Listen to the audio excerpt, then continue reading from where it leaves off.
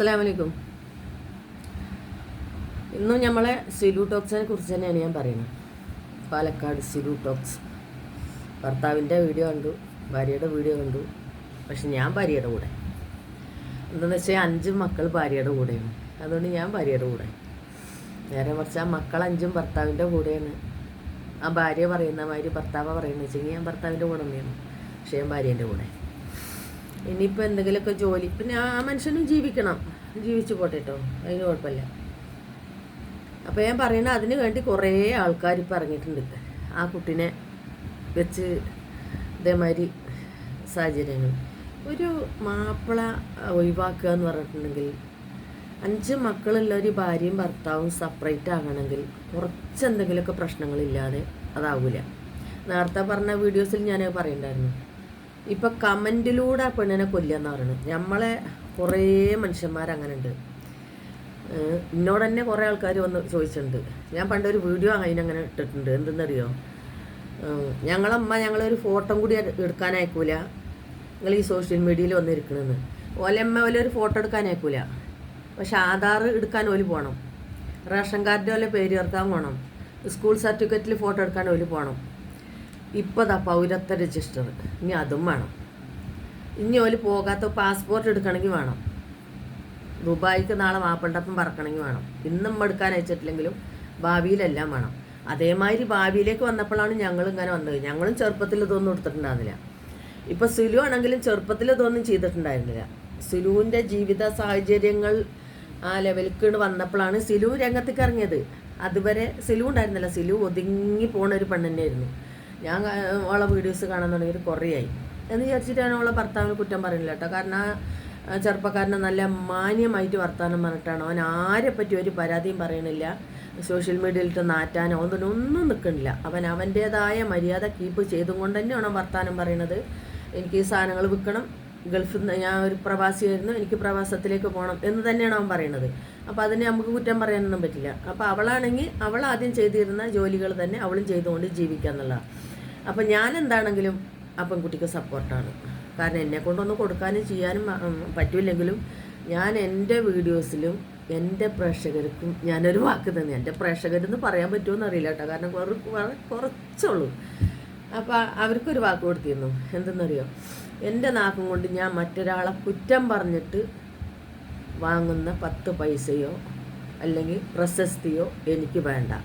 അതേമാതിരി തന്നെ ഒരാൾ ചെയ്യാൻ പറഞ്ഞിട്ട് എനിക്ക് കുറച്ച് പൈസ തന്നിട്ട് നന്ന മാതിരി ഒരു വീഡിയോ നീ ചെയ്യ് എന്ന് പറഞ്ഞാൽ ഞാൻ ചെയ്യൂല എന്ന്. അതെന്ന് പറഞ്ഞതാണെന്നറിയോ, ഞാൻ നൂറെ ഹബീബിയുടെ ഒരു വീഡിയോ ചെയ്തിരുന്നു. നമ്മൾ ആമിനത്താത്താക്ക് മറുപടി.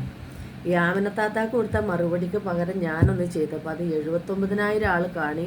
ആ റംസാൻ മാസത്തിൽ തന്നെ 1000 സബ് കൂടുകയും ചെയ്തു. ആ വീഡിയോസ് ഞാൻ ഇടുമ്പോൾ എനിക്ക് ആകേണ്ടത് 97 സബ്ബേറ്റാണ്. ആ ഒറ്റ വീഡിയോസിലാണ് എനിക്ക് 1000 സബ് കൂടി കിട്ടിയത്. അതിന് മുമ്പ് ഞാൻ പല വീഡിയോസുകളിൽ ആ കഥ പറഞ്ഞിട്ടുണ്ട്. ഒരു 6-7 മാസത്തോളം 34 സബ് വെച്ച് കഥകളൊക്കെ ഞാൻ പറഞ്ഞിട്ടുണ്ട്. ഇനിയിപ്പോൾ അത് വീണ്ടും പറഞ്ഞ് നിങ്ങളെ വെറുപ്പിക്കില്ല. അപ്പോൾ എനിക്ക് പറയാനുള്ളത്, ഇന്ന് ആ കുട്ടി വന്നിരുന്ന് പറയുന്നുണ്ട്,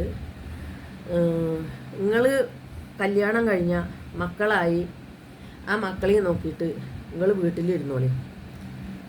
വീട് വെക്കണതും മറ്റേ സ്ഥലം വാങ്ങണതും കുടുംബം നോക്കാനുള്ള പൈസ ഉണ്ടാക്കണതും ഒക്കെ ഭർത്താക്കന്മാർ ചെയ്തോളും എന്ന് പറയുന്നുണ്ട്.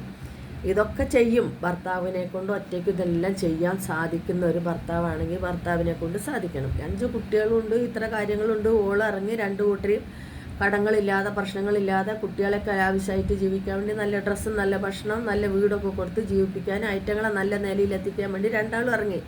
അൽഹംദുലില്ലാ, അതിന് കുഴപ്പമൊന്നുമില്ല. പക്ഷേ ഈ പെണ്ണുങ്ങൾ കൊണ്ടുവരുന്ന അധ്വാനത്തിൻ്റെ കൂലി ഉണ്ടല്ലോ, ആണുങ്ങൾക്ക് ചിലപ്പോൾ 1000 ഉറുപ്പ്യ കിട്ടുന്നിടത്ത് പെണ്ണുങ്ങൾക്ക് ചിലപ്പോൾ 300 ഉറുപ്പ്യ കിട്ടുന്നുണ്ടാകുന്നു. പക്ഷെ അതിന് ഞങ്ങൾ പെണ്ണിനൊരു വില വേണേ. അതാണ് സിലു ഏറ്റവും കൂടുതൽ വിഷമം പറയുന്നത്. കാരണം നമ്മളെ പൈസയ്ക്ക് ഒരു വാൽവും ഇല്ല, നമ്മളെ അധ്വാനത്തിന് ഒരു വാൽവും ഇല്ല, അതൊന്നും കിട്ടണില്ല എന്നൊക്കെയാണ് അവൾ പറയുന്നത്.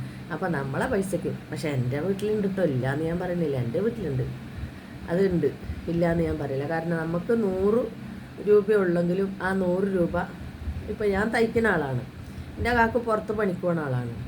ആ തയ്യൽ പൈസ കിട്ടിയാലും ഇന്ന പൈസ അത് ഇങ്ങനെ പറഞ്ഞിട്ട് തന്നെ പോകും, നിൻ്റെ തയ്യൽ പൈസയും കൊണ്ട് നമുക്ക് അത് വാങ്ങിക്കണം, ഇത് വാങ്ങാം. അപ്പോൾ ഞാനും പറയും, കാക്കുവിൻ്റെ പൈസ കിട്ടുമ്പോൾ നമുക്ക് അത് വാങ്ങണം, ഇത് വാങ്ങണം, ഞാനും പറയും. അങ്ങനെ അൽഹംദുലില്ലാ ഞങ്ങൾ അങ്ങനെ അങ്ങ് പോയി കിട്ടട്ടെ. ഇനി മരണം വരെ ഇനിയിപ്പോൾ എത്താനൊന്നുമില്ല, വളരെ അടുത്തെത്തിക്കണ സമയം. ഇനിയിപ്പോൾ ഒരുപാട് സമയമൊന്നുമില്ല, പക്ഷെ എന്നാലുള്ള സമയം അങ്ങോട്ട് എത്തിക്കിട്ടട്ടെ ഇതുമാതിരി. അപ്പോൾ അദ്ദേഹം പറയണത് പെണ്ണുങ്ങളും ആണുങ്ങളും സമ്പാദിക്കുന്നത് കിട്ടുന്നത് ഗാന്ധി നോട്ട് തന്നെയാണ്. പെണ്ണുങ്ങൾ വീട്ടിയാലും വീടും കടം, ആണുങ്ങൾ വീട്ടിയാലും വീടും കടം. ബാങ്കിൽ നിന്ന് ലോൺ എടുത്താൽ പെണ്ണിൻ്റെ പൈസയാണ്, ഇത് പറ്റില്ല, അതിൽ അതുണ്ട് ഇതുണ്ടെന്നൊന്നും പറയാൻ പറ്റില്ലല്ലോ. ആണിൻ്റെ പൈസൻ്റെ മാതിരിലെ ഗാന്ധി തല തന്നെയല്ലേ അതിനുള്ളത്. അപ്പോൾ ഇത്രയേ ഉള്ളൂ, പറഞ്ഞു വെറുപ്പിക്കണില്ല. ഇനി ബാക്കിയോണ്ട് നാളെ വരാം. ഇനി ഞാൻ കുറച്ച് നിർത്തൂല, ഇനി കുറച്ച് ഇത് പറഞ്ഞേ പറ്റുള്ളൂ. എന്താണെന്ന് വെച്ചെങ്കിൽ ഞാൻ കുറച്ച് ദിവസമായി, ഇനി അടുത്ത നമുക്കൊരു അറ്റം പോയിട്ട് വരാം. അസ്സലാമു അലൈക്കും വറഹ്മത്തുള്ളാഹി വബറകാതുഹു.